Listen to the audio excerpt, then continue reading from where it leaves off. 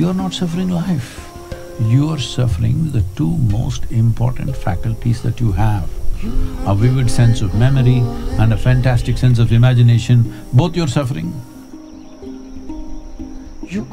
All I knew was, I've hit a gold mine, I don't want to lose it. I had no word to describe what is happening within me, but I knew I've hit something that I don't want to lose. This is the very first time you can sit here and talk to the entire world. Do not underestimate this. If at all ever in the history of humanity we can transform human beings, this is the moment.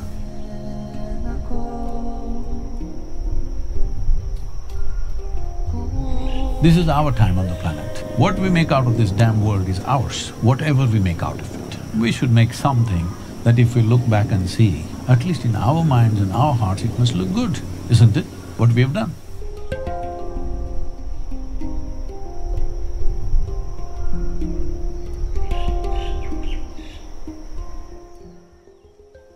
The influence of the group at this gathering is, after I added it up, around 80 million, the reach. And so I see that and I really want to do some good with it. And so I would love to get your opinion on what we can do to infuse seeds of transformation into all of our content, into our media, and what can we do as people who have the privilege of having a voice in this day and age to use it for the betterment and upliftment of society. I know all of you know this, that's why you're in that medium, but still I would like to put it in context. See, many great beings have come in the past. Krishna came, a wonderful being, but he could talk to only one person, and that guy has 100 questions.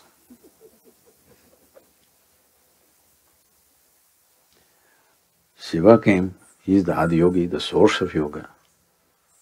He tried to talk to his dear wife, she has 1,000 questions, won't listen. Gautam Buddha came, he gathered a few people, but if he spoke, hardly 50 people can hear. I mean to say, he didn't have microphone. I'm saying this has been the history of humanity.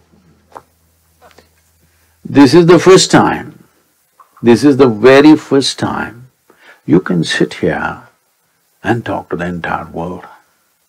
Do not underestimate this. If at all ever in the history of humanity we can transform human beings, this is the moment. Because this is the first time we can even talk to them. Whoop, whoop. I'm earning disciples.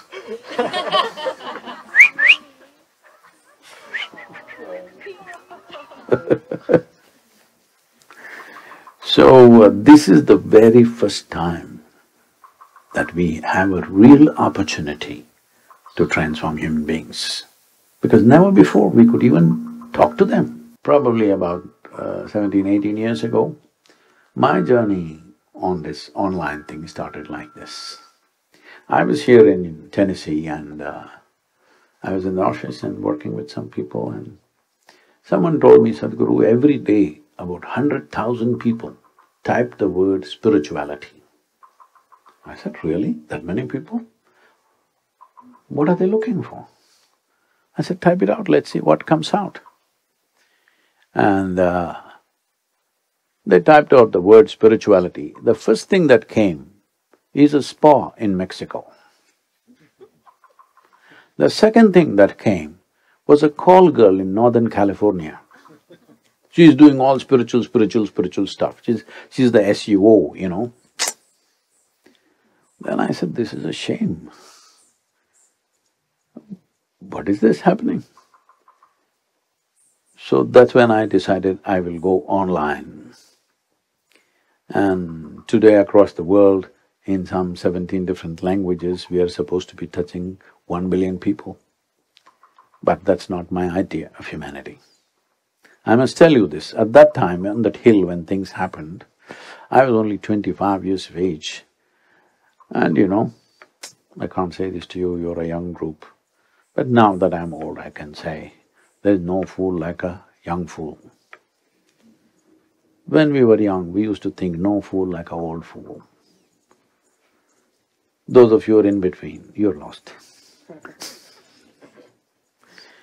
So I was 25 and I realized that if I don't mess with my mind, I'm ecstatic. I thought, who would not want this? This is it. This is it, I've found this. This is it. And I sat down and made a plan. The population on that day was 5.6 billion people in the world. I made a plan, this is it, in 2.5 years' time, I will go like this in the world and I will make the entire world ecstatic in 2.5 years' time. 38 years, huh? I've been working 7 days of the week, 365 days. But it took me some time to realize how deeply people are invested in their miseries. They are so deeply invested. If you show them the best thing, they say no. But today, you don't have to knock on their door, you can just slip in. Huh? Hello? You don't have to knock on their doors, you slip into their pockets, which is closest thing to their heart is their phone. You can slip into that without their permission. On that day, I also inquired with some so-called experts in this internet affairs. I said, so many people are on the internet, because I never get to browse, see this and that, life never allows me such things. I said, what are they looking for? And very casually he said, Sadhguru, 70% of the data is pornography. I said, what? He said, yeah. I didn't believe that. I checked out with a few other people. They said, Sadhguru, something like that, Sadhguru, it's not too far, somewhere there. And then they tell me, some 2.5 million children are being sold on the internet. I said, what is this? When we get a technology that we can reach every human being, what we do is sell our children? What's the matter with us? Hello? You can't think anything below selling your children, isn't it? Hello? A human being cannot go any more, there's no further below bottom than this. So if we give you a great technology, you will sell your children on internet, maybe somebody else's children. I said that day, we got to go shamelessly on internet. People said, no, no, Sadhguru, it will not look good, a guru going on the internet. I said, I don't care. We will go all out. Since then we've been out. Please, in whichever way you think I can help or you can help, let's make this happen, because in our generation, this is our time on the planet. What we make out of this damn world is ours, whatever we make out of it. Hello?